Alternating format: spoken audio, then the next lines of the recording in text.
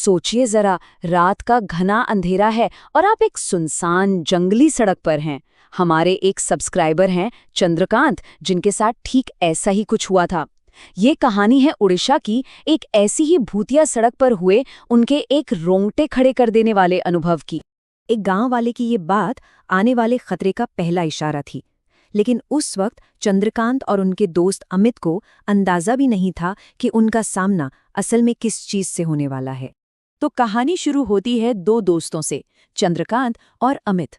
बात है फरवरी 2022 की, जब ये दोनों दोस्त अपनी अपनी गर्लफ्रेंड से मिलने के लिए एक लंबी बाइक यात्रा पर निकले थे। पर उनका एक फैसला उन्हें एक ऐसे रास्ते पर ले जाने वाला था जहां से लौटना लगभग नामुमकिन सा लग रहा था। देखिए, उनका दिन पहले से ही कितना लंबा और थका देने वाला था। सुबह 5:30 बजे से वो लोग लगातार बाइक पर थे और अब रात के 8:30 बज चुके थे। लेकिन कहानी में असली मोड़ तब आया जब अमित को उसके बॉस का कॉल आया। उसे अगली सुबह 9 बजे तक एक रिपोर्ट ठीक करनी थी और इसी एक कॉल ने उन्हें रात के अंधेरे में ही घर लौटने पर मजबूर कर दिया। तो घर वापसी का फैसला तो हो गया, पर जैसे ही उनका सफर शुरू हुआ, उन्हें अजीब अजीब चेतावनियां मिलने लगीं। सड़क किनारे एक ढाबे पर एक ट्रक ड्राइवर ने जैसे ही सुना कि वो कहाँ जा रहे हैं, उसने अजीब तरह से उन्हें सुबह तक रुकने की सलाह दी।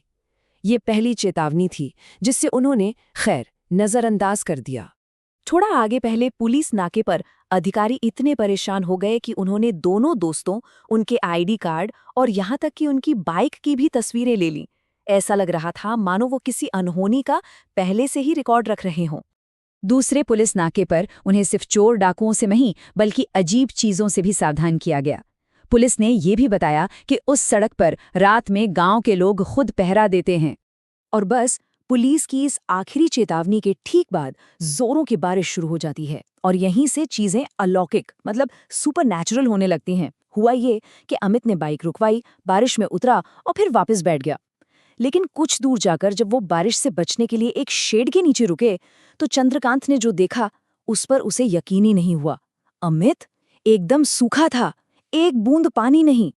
और यहीं पर उनकी हकीकत, उनकी रियलिटी एक दूसरे से पूरी तरह से अलग हो जाती है। पास के गांव वालों ने उन्हें रोका और बताया कि चंद्रकांत बाइक पर अकेला था, अमित तो पुलिस चेकपॉइंट पर ही छूट गया था। ये सवाल चंद्रकांत के दिमाग में घूम गया, उसे अंदर तक कंपा गया। अगर वो अमित नहीं था, तो आखिर बाइक पर उसके पीछे बैठा कौन था? तो अब असली अमित वापस बाइक पर था और वो दोनों रामपुर जंगल के सबसे घने, सबसे अंधेरे हिस्से में घुस चुके थे, जहां असली खौफ उनका इंतजार कर रहा था। जैसे तैसे बाइक को धक्का मार के पहाड़ी के ऊपर तक तो ले आए। उन्हें लगा शायद मुश्किल टल गई, लेकिन असल में ये तो बस खौफ की शुरुआत थी। ढलान पर बाइक को तो तेजी से नीचे जाना चाहिए, है ना? पर यहाँ उल्टा हो रहा था। बाइक की रफ्तार अजीब तरह से धीमी होने लगी। ऐसा लग रहा था जैसे कोई या कुछ सामने से बाइक को पकड़कर पीछे धकेल रहा हो। और तभी साइड मिरर में कोहरे के बीच से एक परछाई उनकी तरफ बढ़ती हुई दिखाई दी। जब बाइक की फॉग लाइट उस पर पड़ी तो पता चला कि वो एक औरत थी। लेकिन आधी रात को इस वीरान जंगल में एक अकेली औरत, ये बात कुछ हजम नहीं हो रही थी। और फिर उन्होंने जो देखा, उसे देखकर तो दोनों के होश उड़ गए। वो अपनी जगह पर जैसे जम से गए थे। उस औरत ने अपनी बोरी खोली और अंदर से एक छोटे बच्चे का कंकाल निकाला। अगले 20 मिनट, जो उन्हें शायद 20 सदियों जैसे लगे होंगे, वो औरत बस सड़क किनारे बैठकर उस कंकाल को सहलाती रही और जोर जोर से रोती रही। जरा सोचिए उस मंजर के बारे में। जैसे तैसे हिम्मत करके जब वो वहां से निकले, तो चंद्रकांत ने बस एक आखिरी बार पीछे मुड़कर देखा, और जो देखा वो पहले से भी ज्यादा भयानक था। वो औरत अब पास के एक पेड़ से लटकी हुई थी। डर से कांपते हुए वो किसी तरह जंगल से बाहर तो निकल आए, और वहीं उन्हें एक अकेला गांव वाला मिला, जिसने उन्हें उस खौफनाक नज़ारे के पीछे की दिल दहला देने वाली सच्चाई बताई।